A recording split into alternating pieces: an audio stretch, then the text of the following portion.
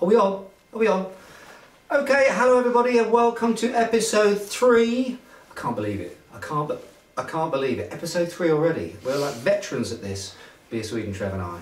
Welcome to episode 3 of BeerSwedenTV. Today we are going to be tasting a couple of Easter beers. And I know before you start, we did try a couple of Easter beers in the first episode of BeerSwedenTV, but there were 12 released on Monday.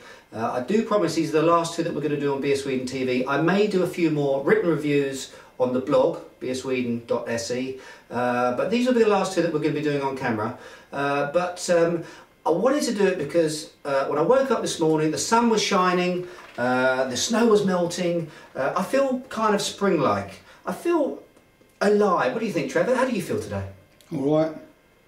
Okay, typically enthusiastic response there from Trev, but I anyway feel like I'm looking forward to warmer days. I'm looking forward to hoppier beers, and so what we're going to try today are 2 beers, a little bit different from the last time though. We've got one from Sweden, Nils Oskar, Kalas Påsk Öl, and the other one is from Denmark, actually, from a brewery that I don't know that much about, to be honest with you, but it's called Fuglesang.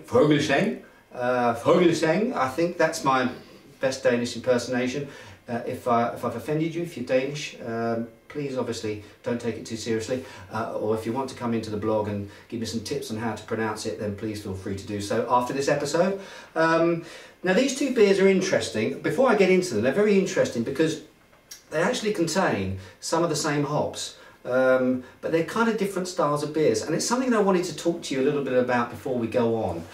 When I go out and talk about beers, of course, one of the things I talk most about, pretty much actually, are hops. Hops to me really are where the magic happens, and hops are really, I think, a pretty underestimated ingredient in beers these days, although they are incredibly important in a lot of the flavour profiles of the beers that you can buy in the Systembolaget these days. As a typical example, if I'm in a room full of 50 people and I say to them, look, when was the last time you had a wine? A lot of people put their hands up, and I ask them what type of grape variety was in that wine.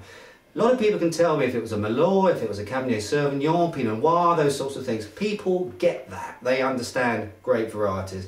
But if I ask them the same question about beer, if I say to them, when the last time you had a beer, what hops went in it?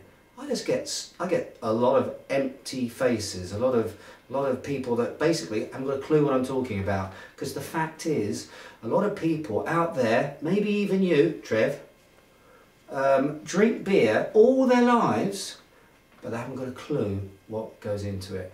It's kind of freaky, don't you think? That upsets me. It unsettles me. I like to know what I'm putting in my mouth these days. So it is very important. It is very important to learn a little bit about hops. Now, I call a lot of the beers coming out these days sap beers. And that's really stands for the types of hops that are going into an awful lot of beers that you can buy in the Systembolaget these days. Simcoe, Amarillo, Cascade. Very American influenced hop profiles in a lot of the beers we're drinking. I call them sap beers. These are 2 sap beers right here. Let's crash into the first one.